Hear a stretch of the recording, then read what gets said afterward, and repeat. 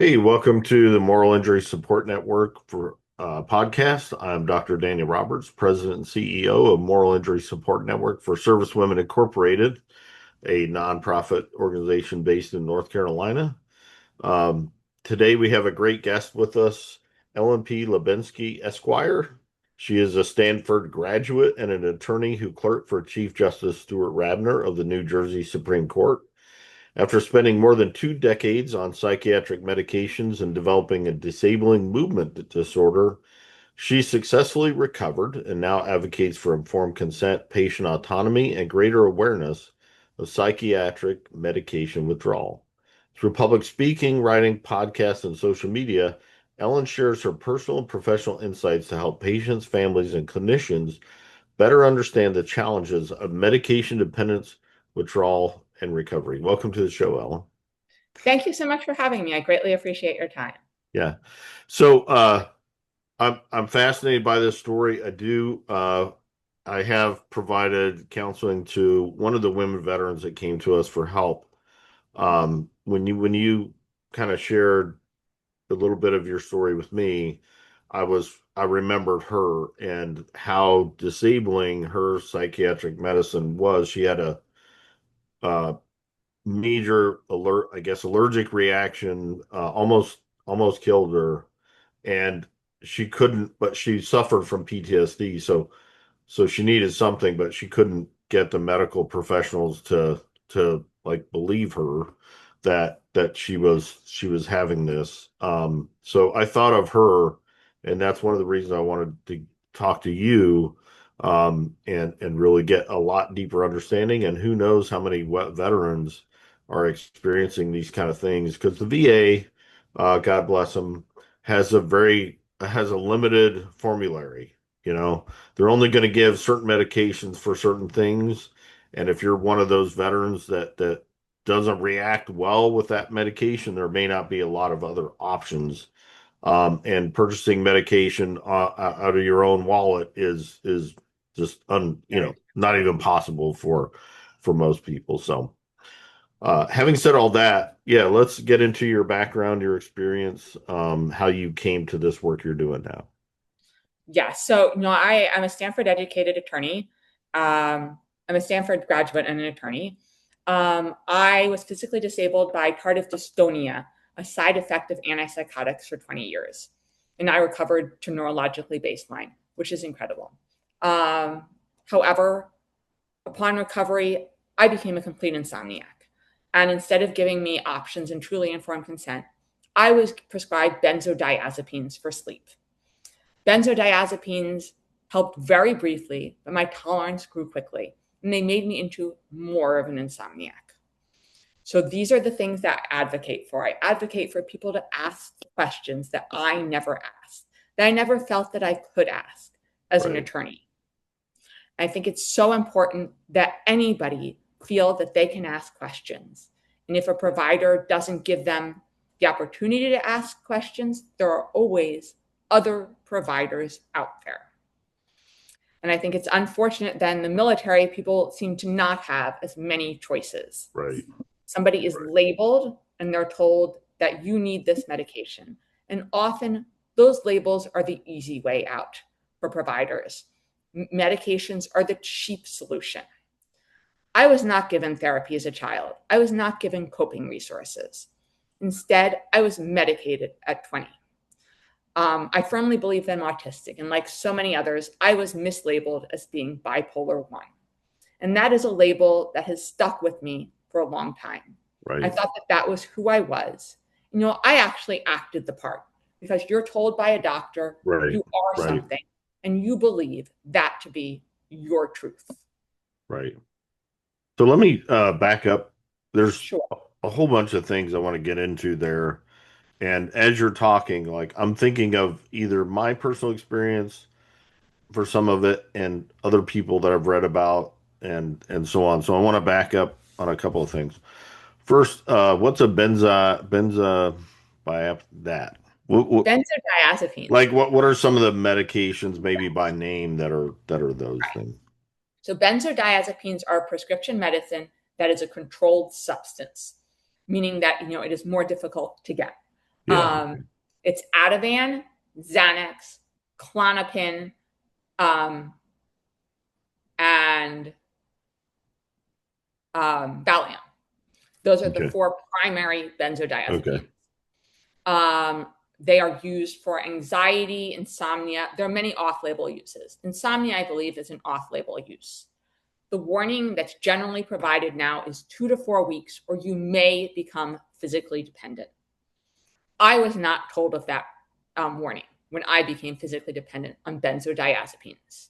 If I had known anything about that warning, I would never have ingested benzodiazepines. The warning is, may provide, you may become physically dependent. Who Right. am I as a non-physician to say whether I will be the one who becomes physically dependent? Right. I firmly believe that there should be transparency, that a provider should give you the risks. Handing you a piece of paper that describes the risks that may occur is insufficient, Mm, because these are things that may occur. How am right. I to know if a physician tells me you need this medication? How am I to know whether I should take it or not without a sit down to just tell me exactly what could happen? So And the risks are significant. yeah. So you bring up a good point because we're all handed you know, when you're discharged or you leave the clinic, you got 20 pages of, especially if you get prescribed something. Right. And the problem is the person's just hurting. And like recently I was having a major problem. I went to the VA and some people were like, well, don't let him give you this, don't let him give you that. I was like, I don't give a what they give me. I need something, and something Yeah. because I can't deal on my own with this, right? So people are hurting, they need something. A doctor says this will help, and who am I? And also because every like on one hand, every prescription medicine they advertise on the TV, in magazines, whatever, in the doctor's office has all that legal writing of what can happen, da da da. But you're Yeah. not going to take it It's seriously if overwhelming. you're And hurting, right. And it also does not, it says what may happen. And if right? you're hurting and a doctor says that this is something you need, you're going to take the chance that this is something Right, that will help you. right, And even I mean, I am a medical malpractice attorney, and I trusted the doctor and I didn't know. And I think the same is true with heart medications. If you read carefully the risks, you're going to think that you shouldn't be taking it. And people need heart medication. So I firmly believe, you need to trust your doctor. You need to have a doctor that you trust. right, And if a doctor doesn't let you ask questions, that's not a good doctor for you. right. There's always other options.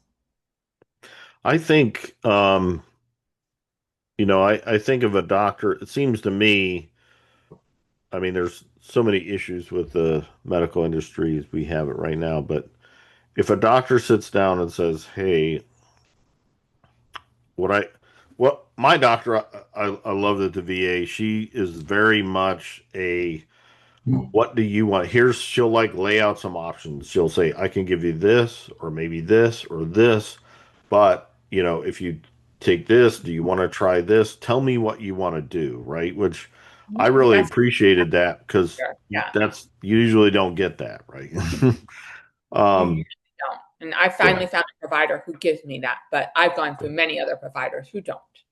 yeah, and some of it's arrogance, right? Because you get to the point of like, I'm the doctor, you're the patient, I know you don't, and it's this like arrogance of um, who are Exactly. you And to yet question me people kind of don't thing. feel that they can ask a question of a provider who tells them you need this medication. Somebody who goes, I advocate for people to bring a family member or a friend into an appointment to help them make decisions in their wise mind. Because Yeah, I so often have not made decisions in my wise mind. Most yeah, of the time with medical decisions, you can wait a day or two. You don't have to make a big decision on the spot. Unless yeah, you have a catastrophic illness and you have a heart attack. Even if you're diagnosed with cancer, you can sit back and wait a day to decide how you want to pursue, how do you want to treat your cancer. And I think Yeah. that being able to take that step back is very important. Yeah, that's a good point.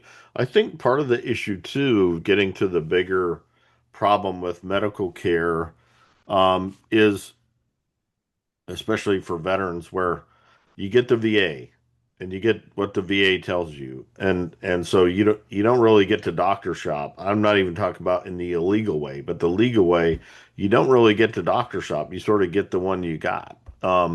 But Yeah. but the medical system in general, I think, tends to like, how easy is it? And this is a question for me to you. How is easy is it for the average person to say, I don't really I don't really like this doctor. I want a different one. I want a different opinion. Do insurances allow that? Do they make it easy, I, or is it limit? yeah, I think most insurances will allow that. I think people are reluctant to do that. I know that my insurance would certainly allow me to go to more than one provider to see what the options are. But I've often been reluctant to do that and thought that I had to trust one. I'm not certain what the system is for the VA, but I know in my insurance network, there's no issues with getting second opinions before you do anything major. Of course, you may have to pay for the second opinion, and that is unfortunate because the Yeah, costs are often prohibitive. right. Right. I think in there's so much focus on your primary doctor. And so I think people get, especially like coming from a military background for me, like I was assigned a primary doctor. I didn't get the option. So it's in my head that, well, this is my primary doctor. This kind of I'm stuck with. It's not really familiar for me to think, hey, I'm going to go down the street and get a different opinion, because it's just sort of ingrained in my thinking. But I think it makes sense for people to explore that. And if you're not limited to the VA, or limited to one, maybe you have a limited insurance plan, to at least look at maybe some other experts in the area. The trick is like, who do you can't, and this again, like, can you, if I have, um well, let me say this. So it's my unchallenged assumption, which are challenging for me, which I appreciate. It's my unchallenged assumption, and I think a lot of people may feel the same way, that they all have the same training, same expertise. Wouldn't they draw the same conclusions? No, I really don't think so. You can go to a different doctor and they will tell you something that's radically different. And this is sometimes very confusing for people. If you go to one specialist who tells that you know, take all of these pills, and then you go to another one and who says you don't need to. And then it is very difficult for people to decide which one to trust. But medical providers often have very different views on how to treat, especially mental health, I would say. I mean, I firmly believe that therapy should be the first order of defense for mental health, and that big pharma pushes pills as the cheap solution and the easy solution. And that is highly unfortunate. Unless you are openly psychotic, I think that therapy should be offered, that you should be given the option of therapy before psychiatric medications are imposed. If they work for you, I have no issues with that. But I advocate for people to ask questions and to be told the risks before they become physically dependent. I also advocate for people to report psychiatrists because psychiatrists, as any other doctor, they do mess up. They do make Mm, mistakes. They should be held accountable for those mistakes. right. So if your doctor does something that you think is not right, reporting is something very easy that anybody can do. I, as an attorney, I have filed a malpractice suit against a psychiatrist. This is something that is not very easy to do because most attorneys will not take these cases because of the amount of out of pocket expenses. I firmly believe that doctors do mess up, and when they mess up, they need to be held accountable. And so often, psychiatrists view themselves as not accountable. If a doctor messes up for small things as a medical malpractice attorney, I would advise them to apologize or to say nothing at all. Because with small mistakes, like by a general practitioner, these don't merit suit. They merit talking things through. And so often doctors are defensive when they make minor mistakes. And I think that that is highly unfortunate because you should be transparent. If you make a mistake, okay, let's repair it. Let's talk it through. Yeah. Um, how did you how did you recover? How did you so you're taking this medication, it's having side effects, right? It's insomnia, all those things. How were you Right. able to sort through that and recover? Tell us about your recovery journey because that's So, fascinating. right. So I was put on antipsychotics at 20 for bipolar 1 disorder. I firmly believe that I had autistic meltdown with high anxiety. And this is something that is incredibly frequent, that people are misdiagnosed as being bipolar 1. And I was prescribed antipsychotics. The antipsychotic that I was ultimately took for 25 years was an off-label use. I accepted this because it was the easy solution, the cheap solution. At 25, I became physically disabled. For 20 years, I had a blue hang tag, permanent disability. I could not climb stairs. I could could not play on the playground. I could not walk on the beach. I was told I had zero chance of recovery, none at all. I asked for years to be let off antipsychotics, and I was told, no, we just don't take people off after this many years. You are going to go manic or be depressed. I had to bring my ex-husband into an appointment to have him support my no to antipsychotics. I thought that might free my mind. I never in a million years thought it would free my body. I recovered to neurologically baseline. This is something that is incredibly rare. I know of maybe 2 other people on the planet.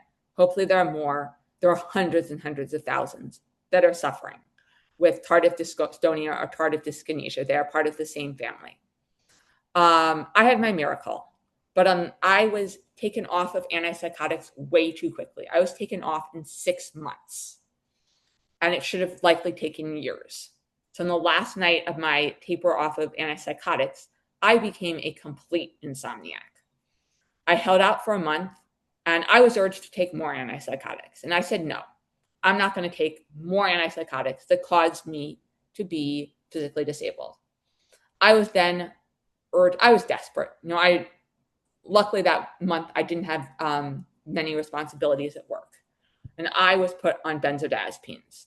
I was told that, I asked, and I was told that benzodiazepines were not cause, did not have addictive properties, and meaning they would not cause physical dependency. Yeah. I was told that high dose benzodiazepines were no issues, no problems. I firmly believe I was up to 5 milligrams of Ativan. And for me, their use quickly diminished. They worked very briefly for insomnia, but my tolerance grew very quickly, and I went into benzodiazepine withdrawal, and I became an insomniac. Because I have resources and I am very careful with my benzodiazepines, I am fairly certain that the worst things will not happen to me.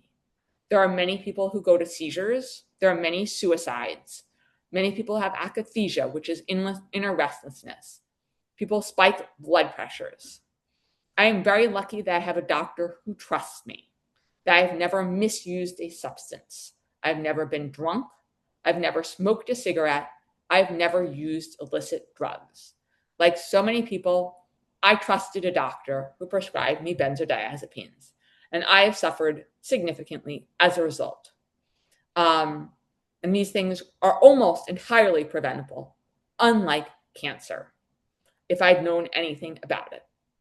I believe that positive energy is so important for any mental health or physical condition. If you put on a happy face and you think positively, then you are going to do better than if you sit there saying, this is my worst nightmare. whether you have cancer, whether you have a mental health condition, trying to be optimistic is always so important. Positive energy. But these are things I've searched the world for cures, and there is no cure for withdrawal. There's no cure for mental health issues. There are things that help, but if any doctor says that they can cure you, that is something that is basically impossible. You have to work very hard on yourself to be there for anybody else. And the cardinal rule is to choose yourself first, to be there for anybody else. And that is something that I have not always done this year. I've pushed myself too hard and not taken care of myself. But nobody should feel like a failure because they trusted a trusted physician. It is not my fault that I have to go to suit, that I have filed suit against a psychiatrist. This has been extraordinarily difficult for me to do, but it's something I did not do it for revenge. I did it because I want to make sure that this person does not continue prescribing the way that she prescribed for me. And I firmly believe I did not get informed consent in this case. Well, I think, going back to your point about therapy, I think that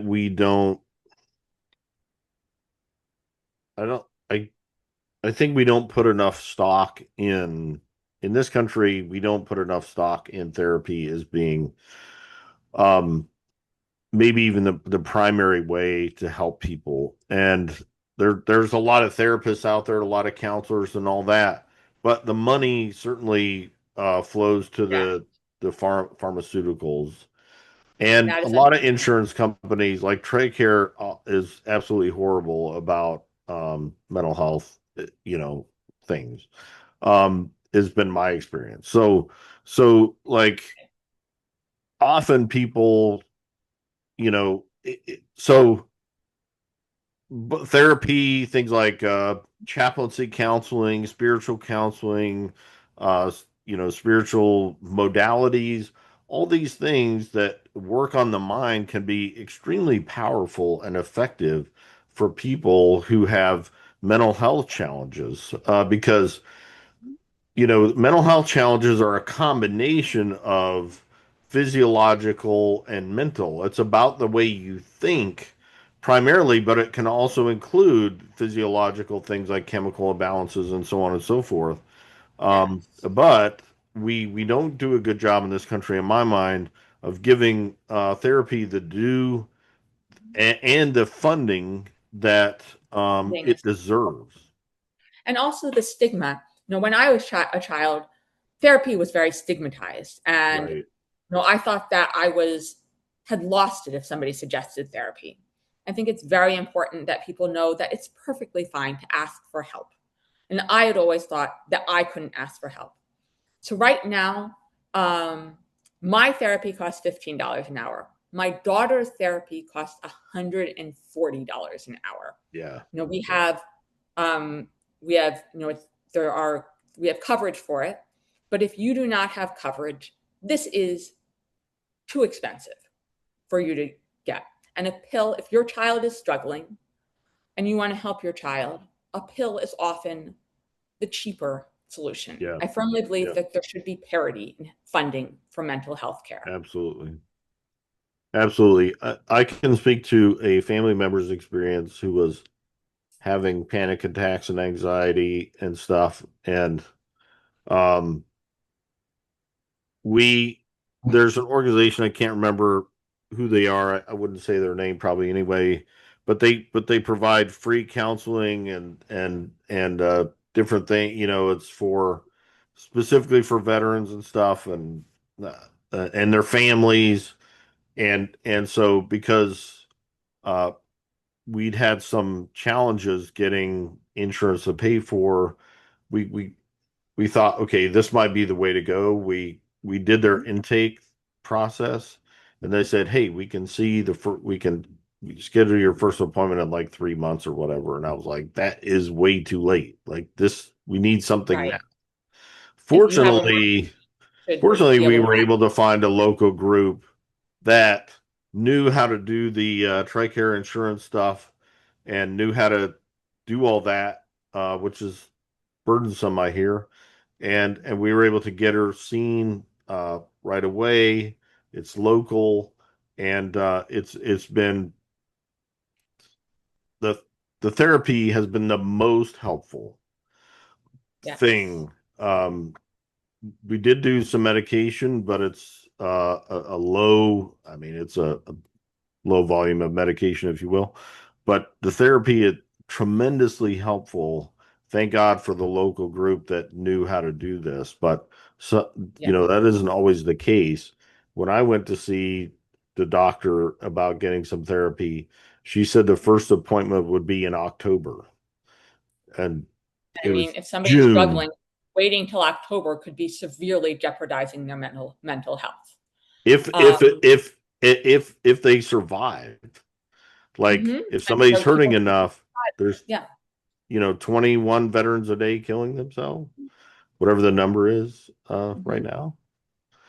So, I also, yeah, no, I mean, there are too many deaths. I also advocate for better education for 988 operators because all too frequently people are afraid to call 988 because they think that the ER will be called and that they will be hospitalized. right, In fact, you would have to be openly psychotic or suicidal for that to happen. If you're merely having bad thoughts, you can call 988 and they will talk to you for a few minutes and we'll resolve things. There's so many people that are afraid to reach out to 988. And many of the 988 operators, I've gone to the supervisors at 988 to advocate for more awareness about psychiatric medication withdrawal because so many people do not know anything about psychiatric medication withdrawal. About over 12% of the population, I believe, has at some point taken a benzodiazepine. So this is something that within 1 hour training, there could be a little bit more awareness. yeah, I freely admit that I am intermittently suicidal in withdrawal, and this is something that is incredibly common. I don't harm myself, but I will occasionally reach out to a 988 operator and talk for a few minutes. I used to be reluctant to reach out because I thought that um, reaching out to a 988 operator would mean that they would call 911 on you. And that really is not the case. Unless you are openly psychotic and losing it, they will, that's not going to be the case. I think that people need to feel free to reach out for resources. I hid right, for so many years, and as an attorney, I didn't feel that I could reach out for mental health resources. I thought that I would lose my job if I admitted that I was struggling with mental health issues. And I think that that is extraordinarily common among attorneys yeah, and among absolutely, anybody, yeah, that your absolutely, job will be in jeopardy if you say that you have mental health issues. yeah. I think it is important to say, and you're talking about this, that if you're having mental health challenges, um, it's it's not take a pill and you're cured. It's not do some talk therapy here. It may be a very long-term process of, Yeah. but what we can do is, we can teach. What I try to do is teach thinking processes, teach like ways, different ways to think, teach different modalities in terms of how to calm down, how to whatever. And so if somebody say has PTSD and they go into it realizing, okay, this is um it may not be hopeful or helpful to say I may never be cured of this, but at least be able to say, hey, this is going to be a long-term process of getting better from this, right? Because we want to give people hope. Um, Yes. It's very so, important to have hope but because then they're you'll going withdraw. in with their eyes open. They're not looking for, hey, just give me a pill for this to normal me, just give me this. It's like, okay, be then they might be more willing to look at a holistic approach of let's look at medication therapy, um, movement modality. Let's look at the whole picture of how we can begin to journey through this together so that you can have on an everyday, on any given day, the ability to function, um, do better. And if you get triggered, here's ways that you can come down from it. You can calm down. Now the person's looking at it like, okay, this is going to be a long-term process. There's going to be some really tough nights or days, but I feel I have hope that things are going to get better and better. That I think um, Yes. I mean, it, there it should be could hope. be a useful approach. There should definitely hope. I mean, I don't, withdrawal is not considered a serious chronic health condition. There will be an end. But people also need to know that they will need to work on themselves. Right. You cannot Absolutely. have an easy cure. You have to put in the time and the Yes. energy to work on yourself. And it Yes. takes a lot of time and energy. Yeah. No, I like that because, and that's what I've told people before too, when I get into counseling with them, like, hey, look, it's going to take a lot of work on your part. I'm going to give you some modalities. I'm going to give you some approaches that I've used that help me, that I know have helped others, but you're going to have to be disciplined and use these things, right? The daily, I may give them daily meditations or daily practice. It's what, I'll offer them things, and if they say, yeah, I'd like to try that. But I definitely always tell people, look, this is a long term. You're trying to enact a new discipline, new ways of thinking, new habits. This is not like try this a few times and you're done. No, this is life change. To be able to maintain, a good state and to get better. So I think it's really important also, just what you said, that we're very, candid with people, and and that's again like the myth of the pill is that I can just take this pill and everything's going to be fine. No, you just like you said, no, you're going to have to change your whole way of thinking and behaving. It's There's no magic pill. And also people should be aware that, these pills, they change your personality. Mm, Um, I was a totally different person on them, and I didn't like who I was. So these are things that if you're going to take it, you should be aware that this isn't just a quick and easy fix.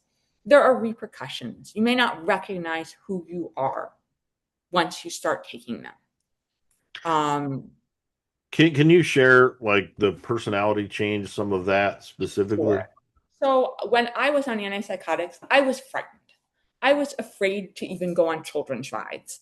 When my child was little, I would not go on the roller coaster. I was afraid of it. And this is something that, psychiatric medications will do. They will inhibit your ability to have fun and excitement. I couldn't feel things. So now that I'm off antipsychotic, I get excited to do things again. I have enjoyment. My personality was blunted. Gosh, there's a fly on my I know head. it's why Um, is like I don't know. relentless. Um, yeah, no, but my personality changed. I couldn't feel who I was. I was blunted. No, my bar has never been in jeopardy, and I will maintain my bar. But I was not the person that I wanted to be. Did you have trouble thinking, like you're trying to work on a case and did you have trouble like thinking through, like brain fog, like that kind of thing, or When I was on antipsychotics, I didn't really have that much brain fog. I have more brain fog right now. I hmm, would in withdrawal, that's something that's very common to have brain right? fog. At points, I have difficulty following screens. So, I don't watch movies. Yeah, Um, and that is something that is incredibly common to have severe cognitive issues in withdrawal. However, I can write. There's things that I can do, and there's things that I can't do. So I try to go for my strengths. And okay, I don't like watching TV. That's not a big deal. it's a Um, lot of garbage anyway. it's a lot of garbage anyway. This might be a good thing. Um, so you find your strengths and you concentrate on your strengths, um, Yeah, and you forgive yourself for the past. yeah. No, I think that's valuable for anyone of this concept. Okay, this is a new normal, but Um, Even somebody who's not struggling with mental health, that concept and those ideas are good anyway. Focusing on your strength, um, focusing on what's good, not what you don't have, but what you do have. Keeping your mind on being on how you can serve others and help others, not just what's wrong with me and all that stuff. I mean, even if you're not having like, you know, uh, diagnosed mental health challenges, that's a good way to live in general, you know? Take care of yourself. I mean, I see so many, gosh, this fly is relentless. Yeah, I see so many attorneys who work 80-hour work weeks. And at the end of their career, they have not spent time for themselves or their children. I believe that, our society pushes people to work too hard. And that is absolutely. unfortunate. Everybody should be taking time for themselves. Hard work is a good thing, but there's a point at which 80-hour work weeks that are often pushed in law, that's too much. Yeah, I mean that's more than that's I mean military tend to overwork for sure, but that's even more than military. Like that's Even a insane. 60-hour work week is a lot. You Yeah, need to be able to have time for yourself and your children. I mean, I yeah. want to enjoy my child's childhood because your child is only young once. Yeah, I think the professions, the quote unquote professional industries where we have professional lawyers, medical, doctors, um, military, like these are all sort of like we're going to give you great benefits and great pay, but you're going to earn every cent of that because we're going to squeeze every last bit of energy we can out of you, you know? And the higher you climb in the ladder, the more work you're doing. Like if you're a high paid Exactly. executive in a corporation, you're day and night. Phone never gets shut off, all that kind of stuff. Like it's a constant grind for that big paycheck, that big home, whatever. I think people, um, so we kind of do that in this country. It's like the more we pay you, the more we expect you to work, the more we expect you're committed to this organization, the more, we're going to get out of you because we're paying you all this or whatever, or we're giving you this big title instead of pay or whatever. And people will sacrifice their entire lives for it, their whole being. And I've been guilty of it myself. Absolutely. You can ask my wife how I mean, easy it so is, many attorneys. to get It's focused in to stress where, so much. yeah, go ahead. Yeah, no, I mean, the stress in the legal community and in so many communities is so much that people lose their sense of self. And at the end of retirement, they realize they might have a ton of money in the bank, but what's that money good for if they haven't taken time to enjoy Yeah. themselves in their life? Yeah. And they don't have a good relationship with their spouse or their children. Mm-hmm. And then they fall back on that, but I provided so much for you. Well, we could have used with less stuff and more of a relationship, because we're very enamored with stuff and so on. Right. I mean, I'd rather earn less and have time for my child and for me Yeah. than end up with $10 million at retirement. Yeah. So let me ask you this. So you talk about advocating. What work are you doing? What are the actual things that you're doing to? Well, right now, I have a website, ellenlubensky.com. Um, I post public on 6 platforms. I do lives on LinkedIn, Facebook, TikTok, and YouTube. I am in the process of creating a charity to spread awareness about informed consent and the risks of psychiatric medications before physical dependency sets in, which I hope to launch on my birthday on July 22nd, because Okay. I am very lucky to have resources for care. And there are Yeah. so many people who are homeless and do not have doctors who trust them and have to lie to their physicians to get off of psychiatric medications. So this is my mission, to spread awareness before Yeah. physical dependence. How can people either get help from you or contribute to what you're doing or support you right now? So my website is ellenlubensky.com. Um, I have multiple podcasts and articles on that site. Feel free to reach out to me by messages on that website or on any platform. I can't give medical advice, but I can offer support. Right. Um, and I advocate for people never to be afraid to ask for help. If you're struggling, you should not feel that you have nobody to reach out for, because there are always people to reach out to, or there should Okay. always be. Yep. Great. Last thing, if you could just share, if you don't mind, some of the basic things you do um, to take care of yourself, to help if you get like in a little bit of a crisis, how you work through it, those kind of things, if you will. So, firstly, I have 3 therapists right now. I try to work out. I go swimming. I and I try to keep myself busy. Boredom is often the time when your mind goes down. I am part of a benzodiazepine group that's there for me, 24/7 when I have a hard day, because hard days are not the end of the world, because a better day will come after that. If I'm having a really bad day, I will reach out to 988 and talk for a few minutes if I need somebody.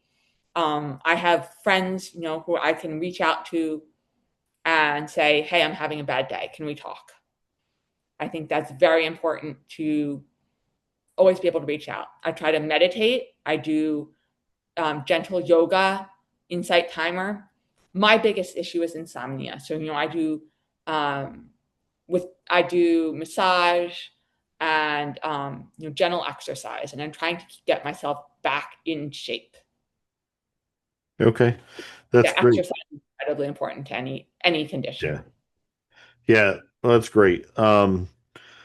So I think I appreciate you being on the show, and I really appreciate what you're doing. This is an area that needs a lot more in within the medical professional. I know that again, some family members seeking help for one thing, and how quickly the doctor will go to, well, I think you're depressed. I'm not depressed. That's not the problem. So it's like there's a lot of push for these kind of medications. And It's a so label. certainly with veterans, absolutely with veterans. So you can, if medications are part of the VA formulary and they prescribe it to you, you can get it for like a buck, $2 for 30 Yeah. days. It's super cheap. And some veterans become that's their identity of I've counseled veterans who their whole identity was that they have PTSD, and that they need this medication stuff. Now it's true they have PTSD, but it's like they're owning that and making it drive their entire world and life, rather than saying this is a condition I have, but I'm going to try to live my life the best way I can, despite it. They just want to be acknowledged. You have PTSD, and they're like happy to be stuck in that diagnosis rather than saying, how do I have a better life? So medications are a huge part of what they feel like they have to have.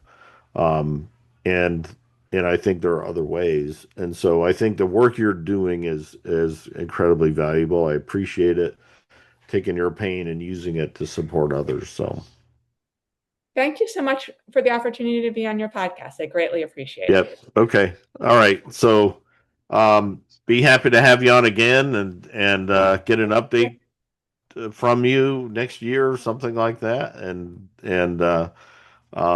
let us know how the nonprofit's going and all that. Would you So give me a link when we're done? sure, absolutely.